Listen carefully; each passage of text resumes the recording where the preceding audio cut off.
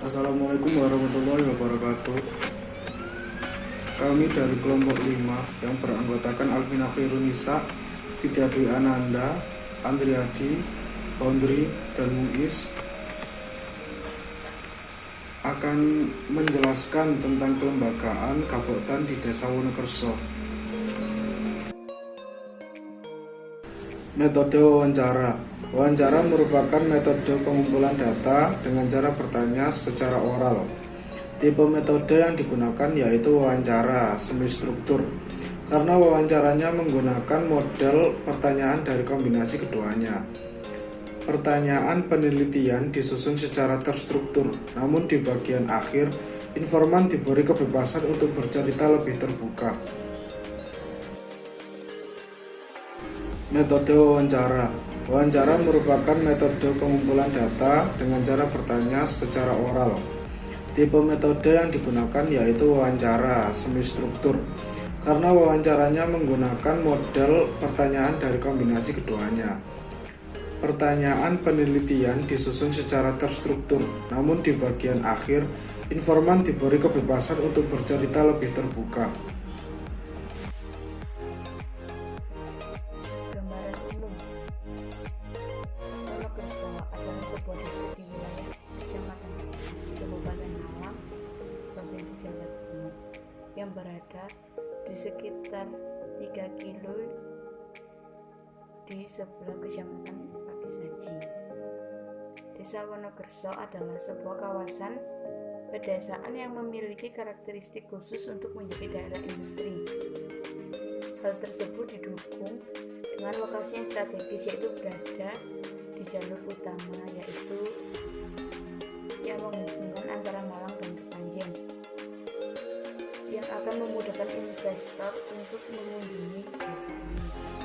Kawasan ini penduduknya memiliki tradisi yang budayanya relatif masih asli.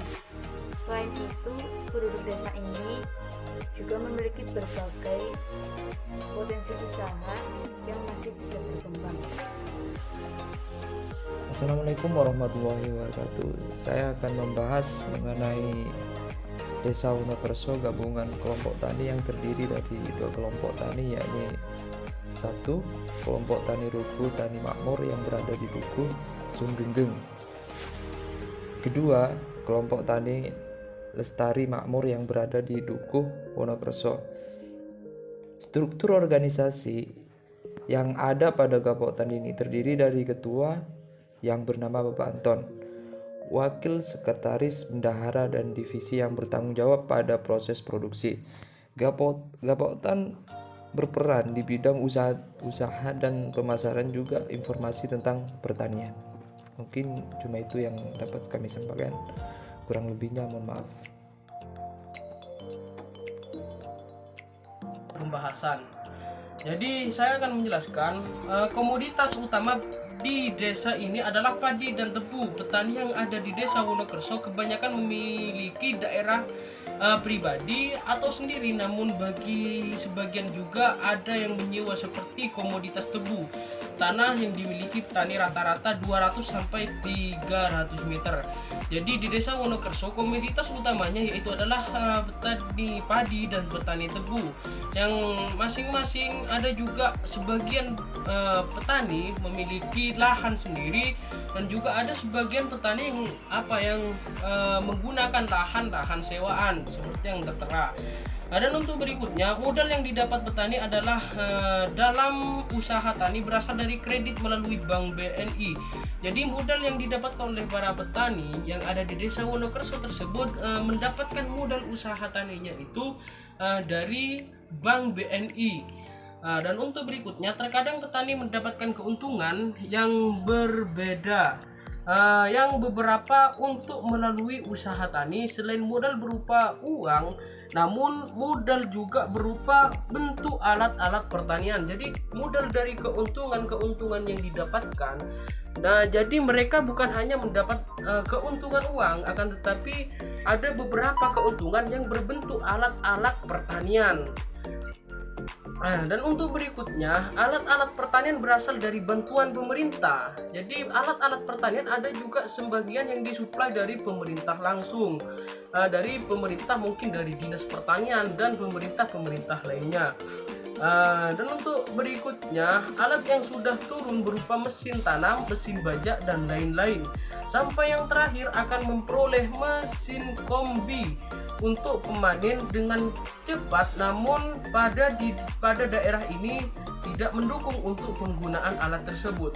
Jadi beberapa suplai kadang-kadang untuk desa Wonokerso tersebut akan mendapat kombi, yang mana mesin kombi ini berguna untuk alat panen, yang alat berat seperti itu. Akan tetapi di desa Wonokerso, alat kombi ini enggak berfungsi, bukan enggak berfungsi lantas mati mesinnya atau tidak, akan tetapi karena medan dan situasi ataupun kondisi dari daerah desa Wonokerso ini tidak mendukung akan adanya alat kombi tersebut, jadi enggak berfungsi seperti. Baik, untuk penjelasan yang selanjutnya dan penjelasan yang terakhir yaitu tentang fungsi gapoktan. Di sini terdapat 4 fungsi gapoktan, yang diantaranya yaitu yang pertama wahana kerjasama, yang bermanfaat untuk memperkuat kerjasama di antara sesama petani baik di dalam dan atau antar kelompok serta dengan pihak lain, sehingga usaha taninya akan lebih efisien serta lebih mampu menghadapi ancaman, tantangan, hambatan, dan gangguan. Yang kedua yaitu sebagai tempat bertukar pikiran atau berdiskusi antar petani agar dapat meningkatkan usaha taninya. Dan yang ketiga yaitu sebagai unit jasa penunjang, yaitu yang mampu melakukan akses dengan berbagai lembaga lain guna memajukan kegiatan kelompok tani. Serta yang terakhir dan yang keempat itu sebagai unit penyedia sarana dan prasarana produksi. Baik, mungkin cukup sekian presentasi dari kelompok 5. Kurang lebihnya mohon maaf. Wassalamualaikum warahmatullahi wabarakatuh.